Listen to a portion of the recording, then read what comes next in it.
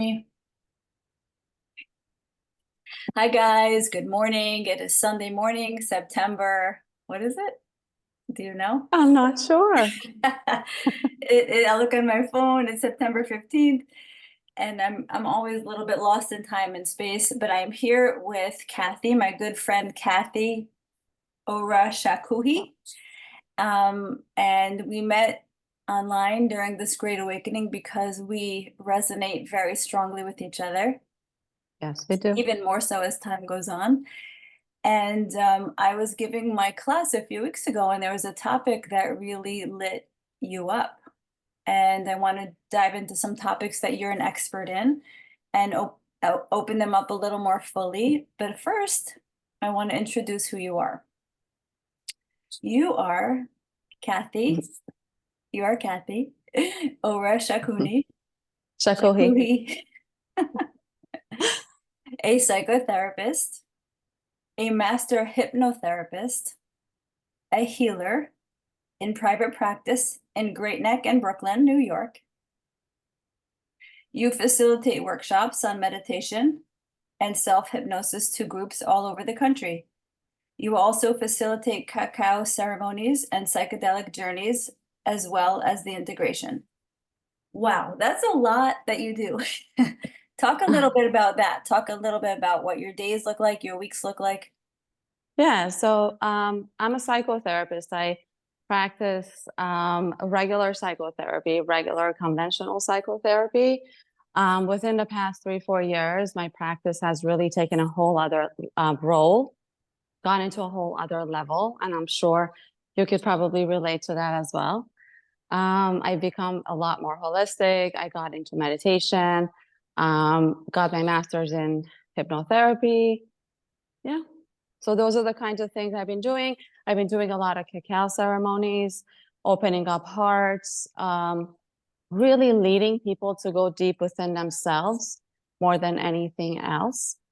Um, really, really, really trying to stay away from giving advice or telling people what to do or being that sort of a personality, rather really letting and allowing people and guiding people to go deep within themselves and do the inner work that needs to be done in order to really grow on a soul level, not just mentally, not just in, it's not just coaching, it's not just, okay, you have to do X, Y, and Z to get to, this and that place, but it's really more like, how can I, how can I help you and guide you into your own inner workings so that you can grow from there?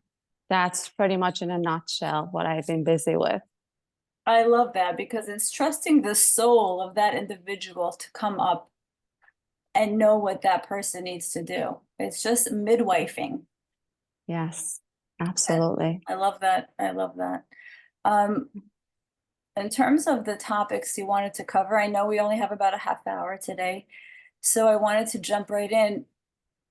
You, before we started recording, you told me you wanted to discuss a few concepts, one of them being ego death. Yes. So ego death sounds kind of harsh, right? Because there's ego and then there's death. So these are the two these are the two very components people don't really want to think about, right? Because who wants to think that they have an ego? And ego has always been associated with something really not great, right? Like you will say someone's so egoistic, meaning that they're so bad or they're so full of themselves, right? And death obviously is harsh because it's the end of something. So people don't really want to think about ego death. So when I brought up the idea of ego death the other day when we were texting, what was the first thought that came through your mind? Yeah, like it seems very dark and harsh and painful. That's Yes. what it said. That's the connotation. Yes. So that's absolutely true. It is all of those things because it feels like all of those things. And it's very different for every individual. So we have really all been going through, I know I personally have been going through ego death after ego death after ego death for the past 4 years. Literally even from like before COVID, but then it really just got harder and harder as COVID hit. there are more and more layers coming up to be healed and to be integrated. And it just hits me, like it just hits me, and it hits hard. But now I kind of know what it is, so I'm able to sit with it. I'm able to work through it. I'm able to integrate the feelings and the things that come up for me, doing inner work as much as as much as I know what I could do, and utilizing all the skills that I have gained so far. But just sitting more than anything, like just sitting with the feelings, sitting with, and I see that you're shaking your head, almost like something just triggered something within you. Do you relate to this at all? Well, I learn best from examples, like Yeah. actual can you give me some examples of certain ego deaths if you feel comfortable to share with us? Yes, of course. So ego death can feel like depression. It can feel like intense anxiety, like something needs to change, but the person doesn't know what. It could be heart palpitations. Um, it could just be feelings of unworthiness. Why am I here? What am I even doing here? I'm not accomplishing. It could be a lack of direction where the person doesn't even know where to go. It could be any of these elements, and it could be all of them at once. And it could be very overwhelming for people. So I know that I've experienced many of these over the past 4 or 5 years. For me, it looks very much like depression. Like I'll wake Hmm. up in the morning and I'm like, here we go again. What am I doing here? Why am I Hmm. even here? Right. Hmm. And I always have one foot out the door anyways. I'm always like traveling in between dimensions and Hmm. just doing things. I'm here and I'm also not here, and I'm working here with people and I'm doing what I'm supposed to be doing. But I know that I also time travel, and I also do certain things in other dimensions, whether I'm aware of it or not. And I think that many of us have stepped into that lately. Many of us are having really intense dreams. We don't know what's happening. We're seeing things, we're experiencing things. It's almost like that dream was so real, and yet it wasn't. Have you experienced these kinds of experiences? Even last night, very bizarre dream. Yeah. But in terms of ego death, like what aspect of your ego had to die? Like who you So career wise or your like tell me what aspect. good question. So for me, I know that I really stepped into something much different than I was than 3 years ago. Hmm. And so for the past 2.5 years, I've kind of like evolved into this therapist who does ceremonies, and I've been doing these kinds of things. And somewhere along the line, within the past 2 months, there was something inside of me that shifted and clicked, and it was like, "Ooh, like what are we doing here? Why are we doing this?" It came in like literally just one morning. I woke up and I was like, do I want to do this anymore? Like, why am I even doing this? And I took a step back, and it felt like I was literally losing that part of myself that was a ceremonial master, or I was just like losing that part of myself that was a leader, leading meditations, doing certain things. And it was just a personality that I had kind of like formed around, because that's what ego is. Ego Hmm. is the identity that we develop as a result of what we do or what we want to do in this world in order to give ourselves a definition and a purpose. Hmm. Because human beings need to have purpose, right? And it's interesting because the purpose of the soul is always to go higher and to meet its source. Hmm. That's all the soul wants. The Hmm. soul wants to grow and go higher and higher and higher with every reincarnation. And yet the personality and the ego wants to attach to an identity and do X, Y, and Z in this realm, in this 3D world. Hmm. And so that's where we kind of get caught up as humans. Not to say that the ego is a bad thing. We need the ego, because in order for me to get up this morning and say, I'm going to be doing this interview, and then I'm going to be taking a class, and then I'm going to be going to work and do that. I need to have a certain formality. I need to have a certain persona, right? That's kind of like what keeps me going in this world. Right. So do you, like, what are your thoughts? As you're talking, I'm thinking like as my kids get older, I've had to have ego deaths around being a mother, like a very involved in their life. And it's so painful to see that that part of myself that was so central to their lives, Yeah. like they don't need me anymore. And And I'm going through the same thing, by the way. that's a Same hard one. thing. Whew, that is really hard to let go of that role. And that's a huge ego death, just to sit on the sidelines of their life. Another ego death uh, was having to let go of like looking normal to the world. Like I used to fit in a more mainstream way Mhm. until I had to like speak the truth when the truth compelled me to speak it. And that was an ego death of like becoming a conspiracy theorist and a truther and a light work, whatever it is. And people look at you. But you know what else, Kathy?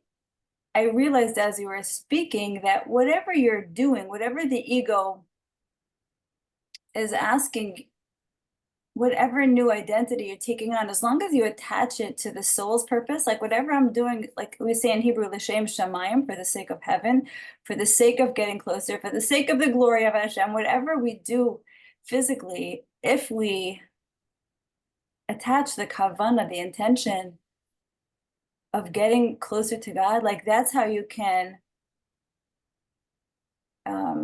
what's the word? You can align to the ego purpose with soul purpose.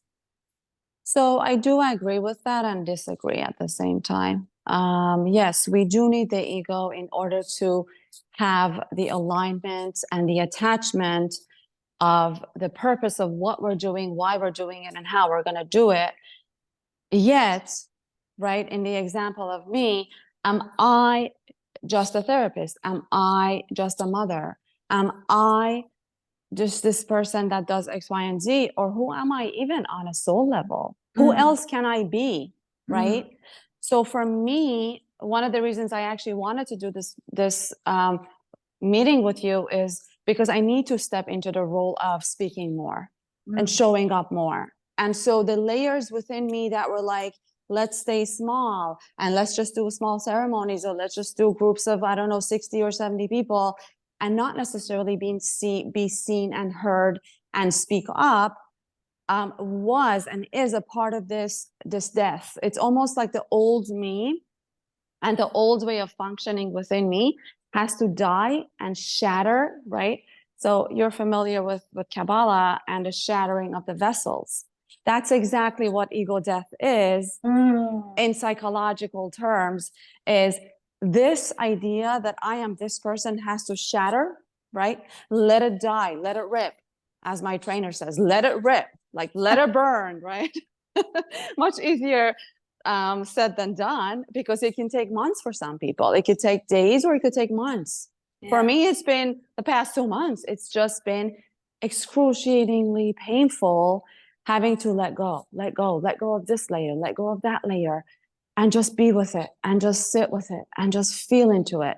Mhm, Feel the trauma of what it's attached to. mm, Feel what's coming up for me.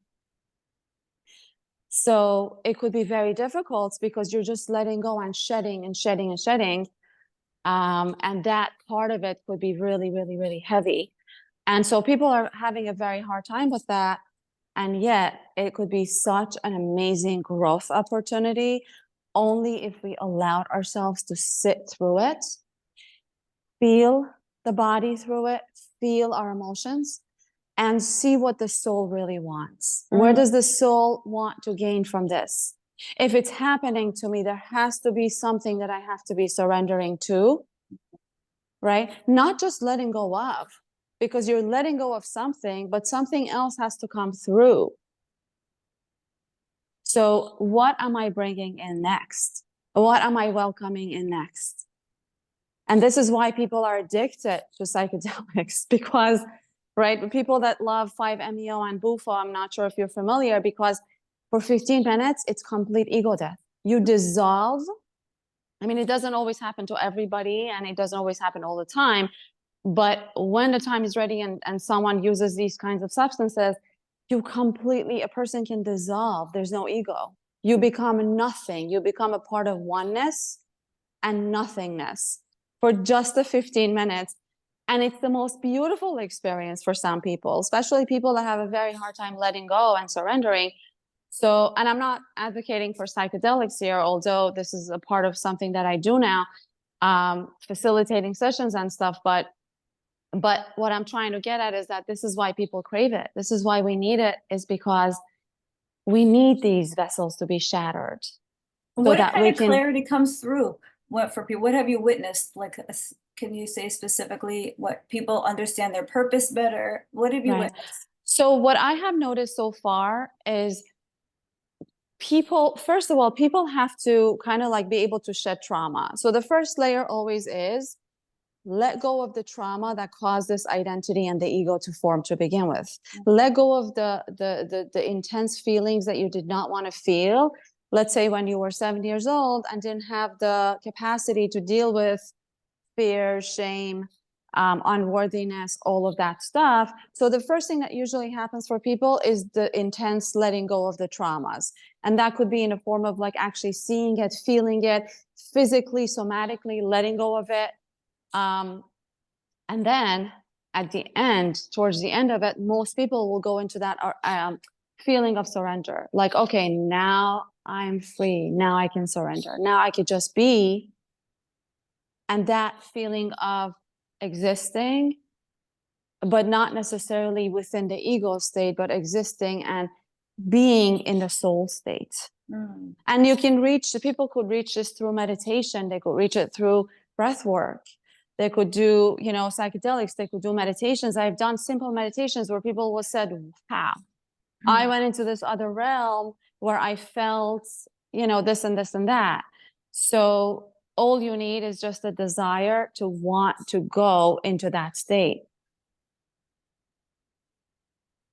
And do people carry that feeling back to their real life? Have you seen that? They could. It could be, for some people, it could be very long lasting, because if an experience happens to a person, it does become a part of their experience. They're probably not going to hold on to it exactly what how they felt during those 15, 20 minutes, right? Because that is a place where the person's third eye is open. When the third eye is open, all of these things can happen. We cannot walk around. Most people don't have the capacity to be walking around with their third eyes open all the time. Although I know people that do. Do you? Yeah. Yes, there are people that do. Souls. And that's why they can see beyond. They can see souls, they can see soul purposes, they could see auras, they can see past Mm. lives in people. And I think we are all kind of headed in that direction as the veil thins more Mm. and more. And it is happening. People are really stepping into those powers. But right now, a lot of us don't. A lot of people aren't there yet. So those are the people that have to really be doing more of this work. Mhm. I'm Yeah. reminded, I just watched something on Instagram from David Guillaume, Yes. and he was saying how the surrounding light, this is another Kabbalistic concept, the Orah puts pressure on the soul when it wants something else to come through, and you perceive it as anxiety. We perceive it as pressure. It's uncomfortable, but it's really the soul saying we need to do something new here. And I love the way he explained that something has to shatter open to make room. Something has to leave. Something has to die for something to be born. So yes, it's a new way to understand that anxiety isn't always bad. It's just to get you to pay attention. Oh, it is the biggest blessing we have. It's all the alarms within us going off saying, hello, there's something here that's not comfortable, or there's something here that isn't right, or there's something here that needs to shift. and move into a different direction. Pay Yes. attention, I'm here. And it can come in the form of bodily sensations, right? And if we don't pay attention, it will turn into panic attacks. It will turn into Mm, shortness of breath. It will turn into my head hurts and I can't function. migraines. Yeah. Yeah. We have to pay attention to the symptoms when they're small before Yes. they knock, like throw a brick at us. Um, Yes. I had this myself with writing a book. I was tormented till I wrote this book. Like whoever out there was tormenting me, they did a great job because it would wake me up in the morning. I had to get my thoughts on paper and publish a book, and then they left me alone. The same thing with my YouTube channel and like speaking, like you say, you're feeling this they're compelling you, whoever they are, whoever the higher soul, your angels, your God, whatever it is, to get you online lined up with your purpose, to have you come down. You came down here, you might as well fulfill what you set out for your soul on this mission. So, and it was so hard for me, Kathy, because I'm shy. I don't like to get up in front of people, but the truth is getting on YouTube is so much easier than getting up in front of live people, for me at least.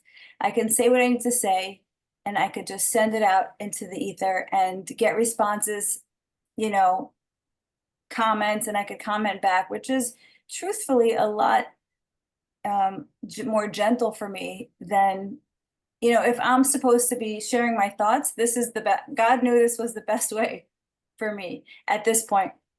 It could Yeah. still change. I might have to go through the ego death of that.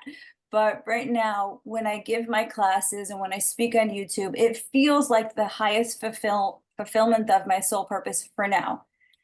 So I know how you feel when you're like, gosh, I have to do something. And it feels so scary because it's going outside your comfort zone. And it's like, how could I have agreed to that? That doesn't feel like me at all. Yeah. But when you have to do something, right? Yes, absolutely. And I love that you're sharing all of this because I have a very similar experience to that. Um, yeah.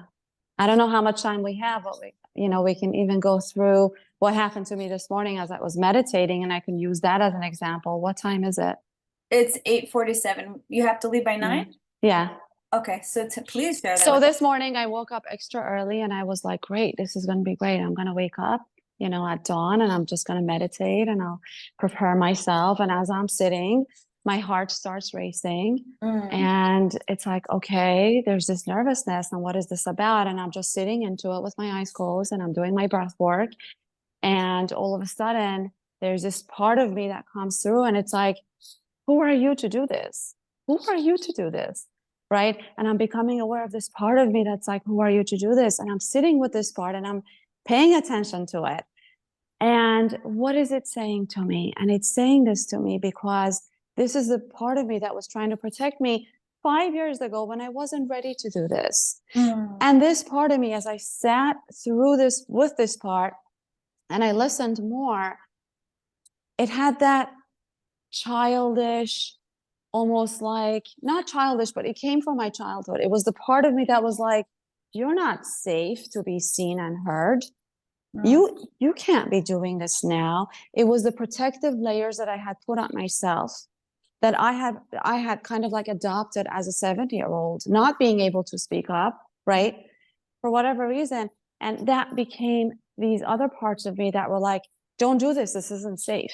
You're not okay. You're not okay doing this. Who are you? And it came like, and then there was another part of me that came through that was like very critical. Like, mm, what if you don't sound good? What if you don't look good? Right? What if da da da da da, what if there's wrinkles on your face and people will see that? And what, right, there's all these different voices. And as I sat through this, and there's always a temptation to wanting to run away and not feel and see these parts. right. There's always a temptation of, oh, let me see who texted me on my phone.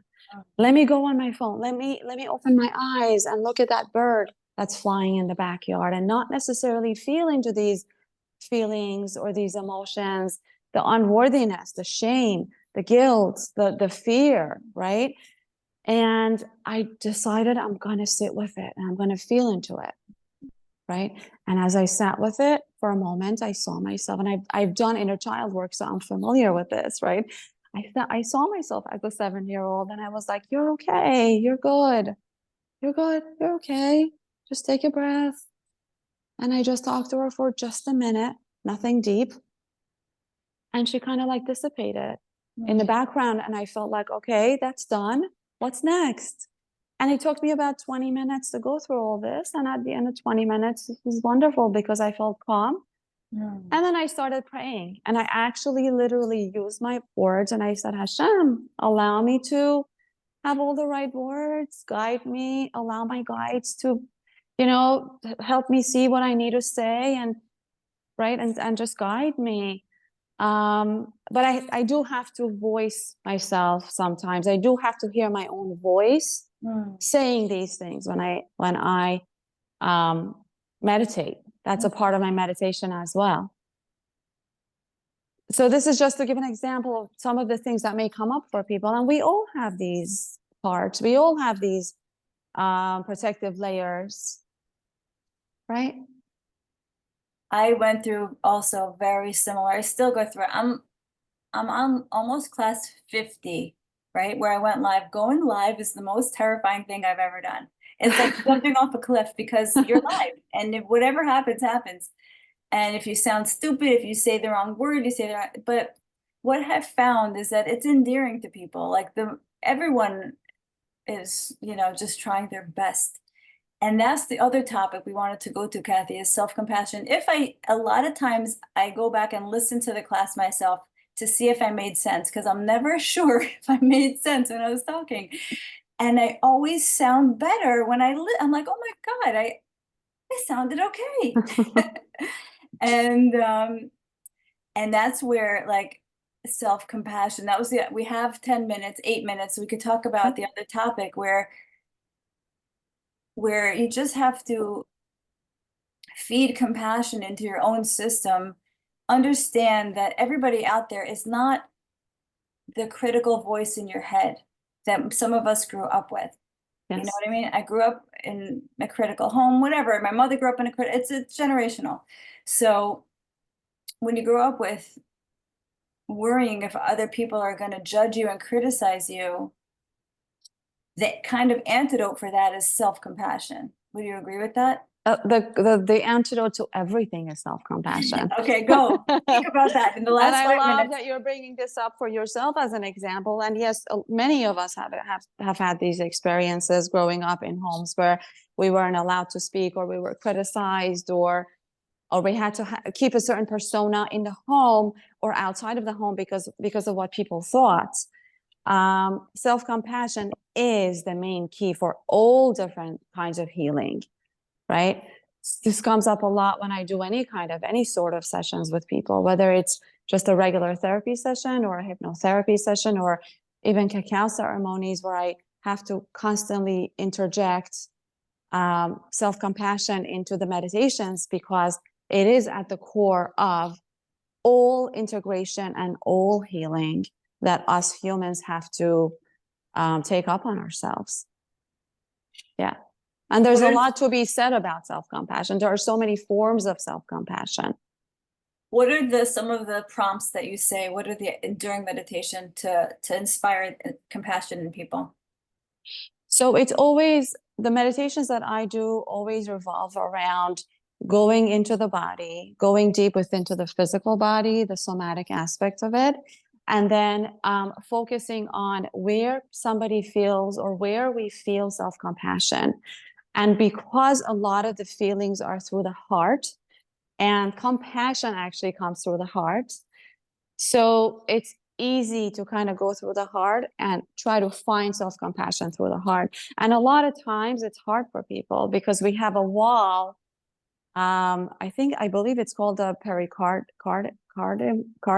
I'm not sure what it's called. There's a wall around the heart physically that kind of protects the heart, and mentally and emotionally and energetically. Most people are walking around with this energetic wall around the heart, Yeah. right? Because we don't want to get hurt. And so it's allowing yourself to go through that deep, not doesn't have to be deep. It could be a very thin layer of that protective measure to go deep into the heart and finding other things, meaning finding love, finding self-acceptance, self-love, self-care. A lot of times it does involve inner child work. Yeah. So that's really what could be done in a meditation. Just in a simple 20-minute meditation, that could be done. Yeah.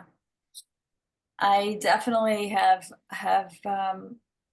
I threw myself out there. Like when I was given no choice by my soul, you know, you're doing this.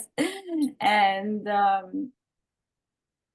don't know, I just have found that you can't really wait until you feel ready. You just have to do it. Yeah.